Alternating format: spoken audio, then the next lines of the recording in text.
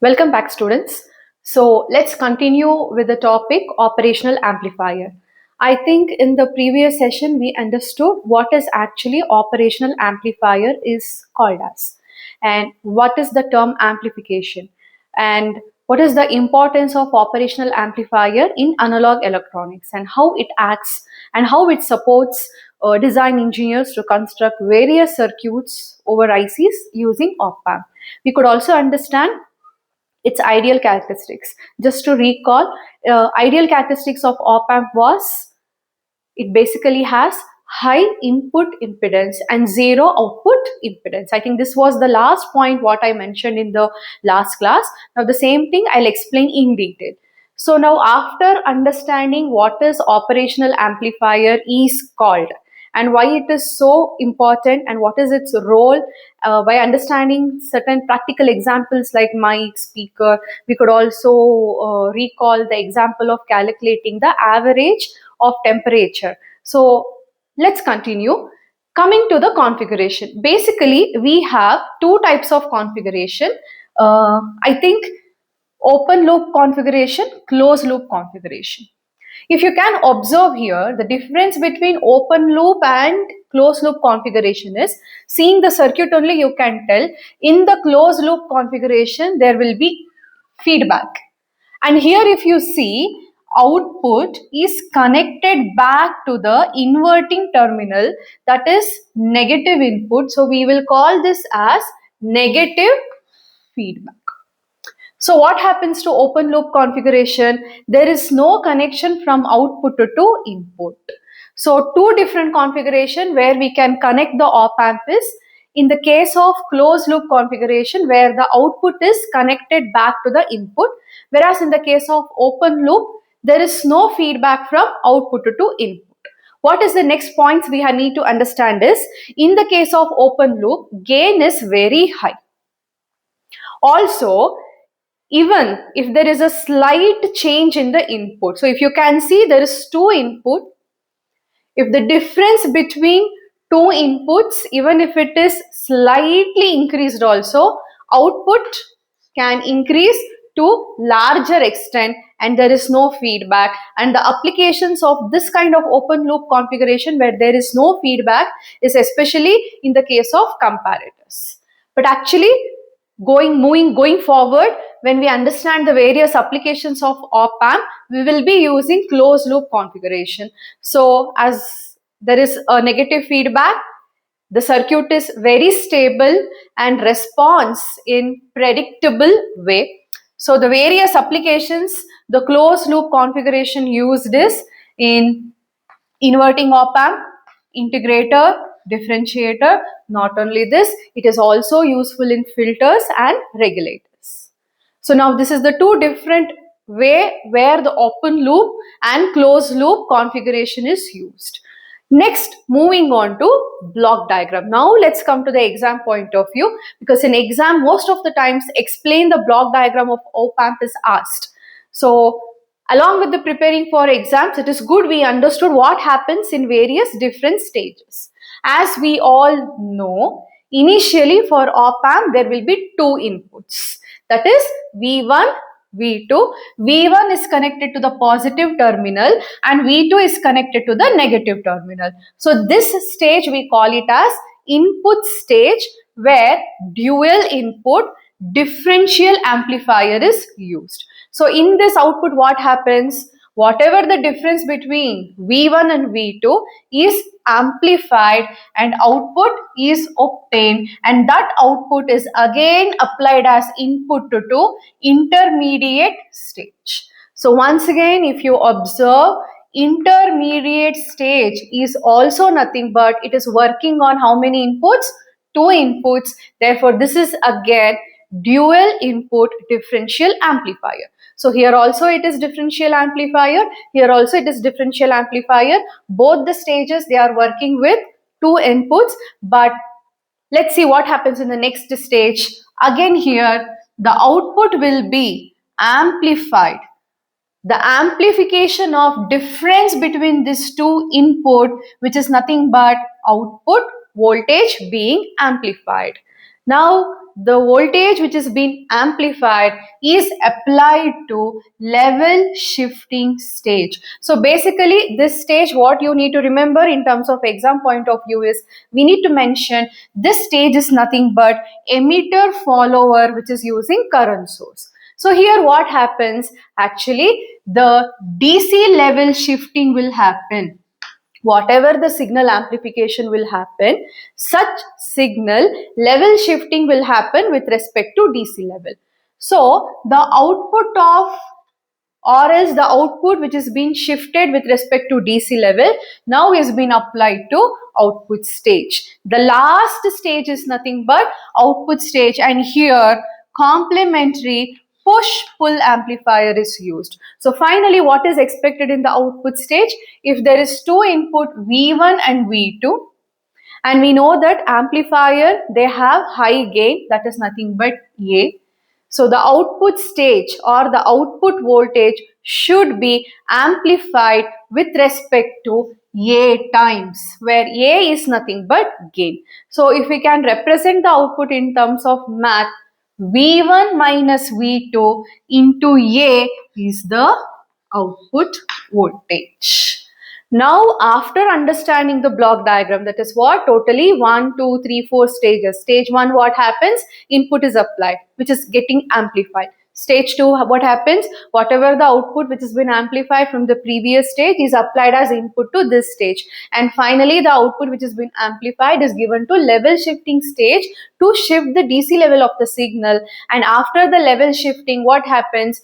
The output is applied across the output stage, and finally output is obtained. The amplification is obtained in terms of multiplying the gain with respect to difference between input voltage. So this is the block diagram. Now after understanding the block diagram, now it is very easy to write the definition. It says that op amp is nothing but direct coupled. What are we coupling here? We are coupling various differential amplifiers at certain stages. So direct coupled high gain. As I always mention, gain will be high gain with one or more differential amplifiers, followed by level shifting stage and output stage. So if you can see here, I have written the definition with respect to block diagram. After understanding the block diagram, the definition seems to be easy. It is op amp is nothing but direct coupled high gain amplifier with one or more differential amplifiers, which is followed by level shifting stage or level shifting transistor and output stage.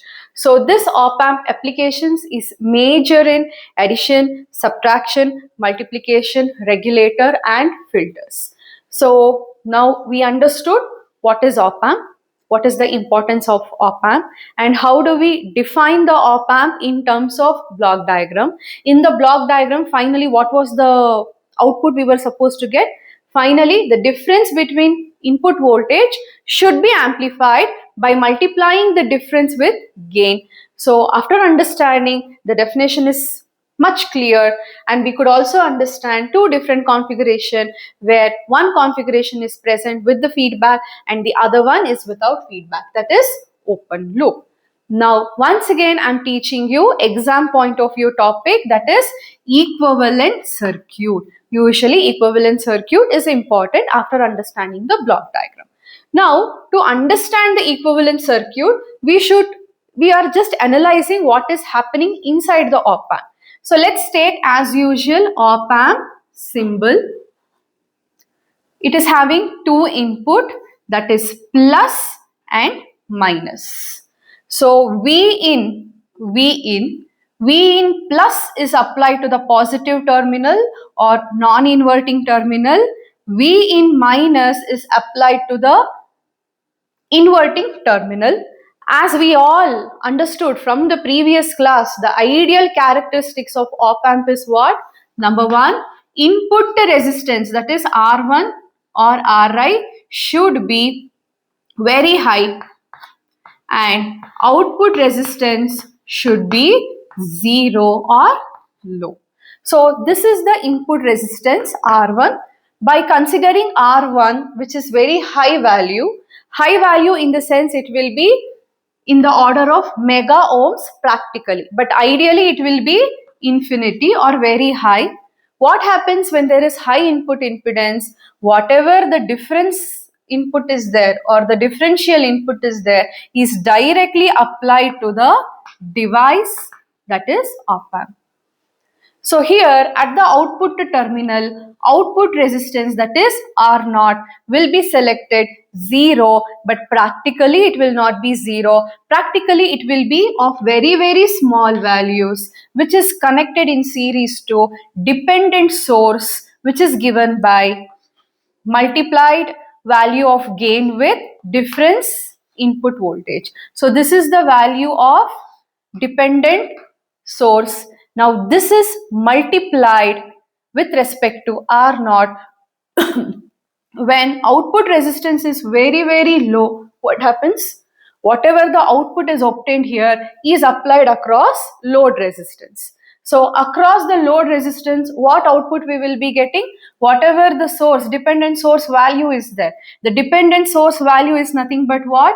AVID, where high gain is multiplied with difference between input voltage, where VID is given by V in plus minus V in minus. So I'll just write like this to avoid the confusion.